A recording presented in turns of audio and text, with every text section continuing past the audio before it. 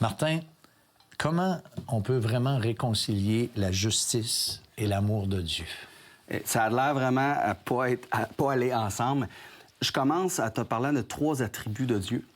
Le premier, c'est son amour. On dit, on sait, Dieu est amour.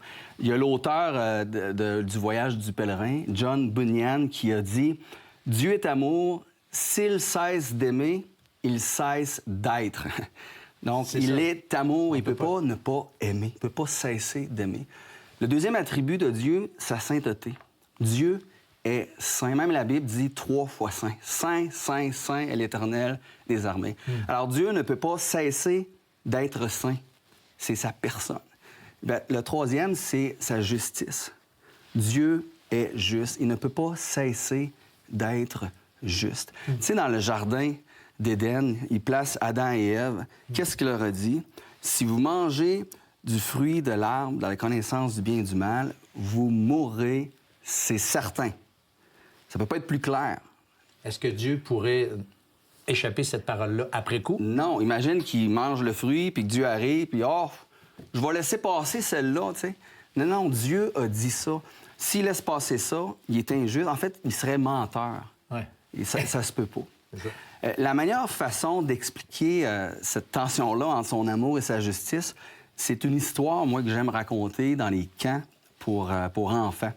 Puis c'est l'histoire d'un chef dans un village.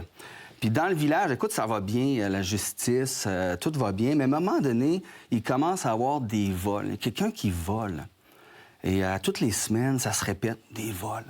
Et là, les habitants, ils se demandent, c'est qui fait ça? Puis ils sont inquiets, ils commencent à avoir peur. Alors le chef, il décide de réunir tout le monde, puis il dit, je vais y aller sévère, là, parce que je veux décourager le voleur. J'aimerais ça que ça arrête. Oui. Alors, il regarde tout le monde, il dit, écoutez, si on trouve le voleur, on va lui donner cette sentence-là, 40 coups de bâton. On va l'attacher au poteau, là, au centre de la ville. 40 coups de bâton.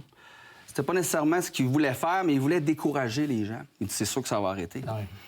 Et là, le temps passe, une semaine passe, il y a encore des vols. Il y a encore des vols. Il dit, là, il faut qu'on trouve c'est qui. Alors, ils mettent des guetteurs. On essaie de trouver, découvrir c'est qui. Puis là, un bon soir, ça cogne à la porte du chef. Et là, il roule, il dit, hey, on a trouvé le voleur. Amenez-le-moi, je veux savoir c'est qui. Et c'est sa mère qui présente. La mère du chef qui vole dans la tribu, dans le village. Et là, le chef, il dit, mais maman, pourquoi tu vas, pourquoi tu as fait ça? Pourquoi tu me mets dans cette position-là? Parce que, tu sais, j'ai dit devant tout le monde qu'il allait avoir une sentence sévère. Puis toi, tu continuais à voler. Pourquoi tu as fait ça, maman? J'appelle ça un chef dans le trouble. Alors, il dit, allez la détenir en attendant, puis demain matin, je vais prendre ma décision. Alors, toute la nuit, le chef, en fait, il n'a pas dormi. Ouais, parce que là, il est dans le dilemme. Est-ce que je vais satisfaire ma justice parce que j'ai dit devant tout le monde qu'elle allait avoir cette sentence-là? Mais ma mère, sa mère avait 80 ans. Je peux pas donner 40 coups de bâton à ma mère. Elle va mourir. Ah, oui. Est-ce que je vais satisfaire mon amour? Alors, c'est là le dilemme. Qu'est-ce que je fais? Alors, il dort pas, comme de fait, incapable de dormir. Le lendemain matin, c'est l'heure. Le village se réunit. Le chef prend place sur la chaise de chef. Tout le monde est là. Et il amène sa vieille mère. Et là, lui, il est comme de la tristesse dans l'âme. Et là, il regarde tout le monde. Puis même le monde sont comme, qu'est-ce qu'il va faire? C'est clair. Et là, le chef, il dit, exécutez la sentence. Et là, le monde, tu sais, mais voyons donc. Et là, il amène la vieille mère sur le poteau, puis il l'attache. Ça a l'air, voyons, impensable. Mais voyons donc. Et là, juste quand le bourreau lève pour donner le premier coup, le chef, il dit, stop, arrêtez. Et là, dans la foule, il dit, bon... Il a changé d'idée. Il a changé d'idée, finalement. Hein. Et là, le chef, il se lève de sa chaise de chef, il descend, puis il va voir sa mère, puis il dit, maman, je t'aime, je t'aime. Et là, il la prend dans ses bras, puis il la serre. Puis pendant qu'il la serre, il dit, continuez l'exécution. Et là, les bourreaux sont comme surpris, ils regardent, puis ils continuent. Puis ils commencent à frapper, mais c'est le chef qui frappe. Qui reçoit le chef. Qui reçoit les 40 coups de bâton. La mère reçoit absolument rien. Il peut se lever après, en fait, s'est pas levé tout de suite parce qu'après 40 coups, il était à terre. Mais le chef, de cette manière, il a satisfait sa justice et il a satisfait son amour. Puis avec le Seigneur Jésus, avec Dieu, c'est la même chose qui est arrivée. Parce que le Christ, il a été sur la croix. On a la colère de Dieu sur l'humanité à cause du péché, bien sûr, hein? Conséquence du péché. Puis on a cette croix qui est entre ciel et terre, entre cette colère et ce péché. Et nous, on a juste à aller sous la protection du Christ qui est là, puis je pourrais dire même qu'il fait ça avec nous, mais il est sur la croix, puis il nous protège. Et la colère de Dieu, au lieu de tomber sur nous, elle tombe sur le Fils à la croix. Donc, la justice de Dieu, elle est satisfaite parce qu'il y a eu punition. Jésus a payé. Puis son amour est satisfait parce qu'il m'a tant aimé qu'il a donné son Fils, puis je suis venu à la croix. Puis par la foi, j'ai donné ma vie au Seigneur Jésus. Mais moi, je trouve que c'est une des histoires qui... Cette histoire-là, c'est pas une vraie histoire, mais... C'est ça, mais ça reflète parfaitement c'est quoi l'Évangile. Et honnêtement, c'est très peu compris dans le monde dans lequel on est. On parle que Jésus est mort pour nous autres, ou il est mort... oui, c'est vrai, mais les gens ne comprennent pas. Et le point de base, quand on lit la Bible, on voit que l'amour de Dieu, si on ferait un cercle, par exemple, on dirait, bien, l'amour de Dieu, c'est comme ça. Puis là, on m'a dit, Dieu est juste aussi, puis Dieu est saint.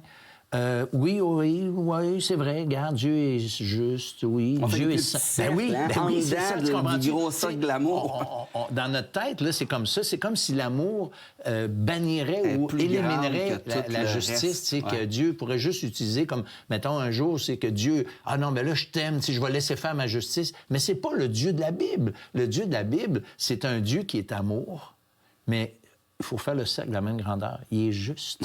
Il est saint. Et il n'y a jamais de compromis à un endroit ni à un autre. Et ton illustration, elle est parfaite par rapport à ça, où l'amour de Dieu a été satisfait à la croix et la justice de Dieu a été aussi satisfaite. Et un des plus beaux versets du Nouveau Testament, le plus connu probablement, qui va comme suit, Jean chapitre 3 et le verset 16. « Car Dieu a tant aimé le monde qu'il a donné son Fils unique, afin que quiconque croit en lui ne périsse point, mais qu'il ait la vie éternelle. » Le Dieu de la Bible a tellement aimé le monde, qui a été comme le chef, qui a été jusqu'à prendre la place du coupable afin d'épargner le coupable. Et c'est ça, l'Évangile. Quand j'étais jeune, mon père prenait ce verset-là et il l'avait personnalisé avec moi. Puis je veux faire ça avec les gens à la maison. On va le personnaliser ensemble.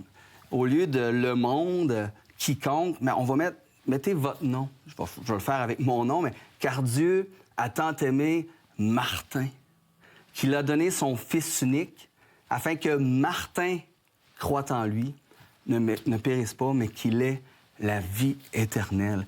Et peut-être vous vous dites, ben là, tu connais pas mon histoire, Martin, je suis pas vraiment aimable. Dieu m'a aimé moi, ma vie, c'est une catastrophe, mais c'est un échec. Ça se peut, mais Dieu, il vous aime. Allez au Seigneur Jésus-Christ. Oui, bien c'est ça. Dieu a tant aimé le monde. Alors, restez avec nous parce qu'après la pause, on continue de parler de ce sujet avec Jean-Sébastien Morin. L'heure de la bonne nouvelle, en collaboration avec le Messager chrétien, vous offre gratuitement le livre de méditation quotidienne La Bonne Semence. Pour en recevoir un exemplaire, écrivez-nous à l'heure de la bonne nouvelle, casier postal 33012, comptoir postal Thibault, Trois-Rivières, Québec, G8T 9T8. Vous pouvez également nous joindre à info@hbn.ca ou par téléphone 1-866-509-1319.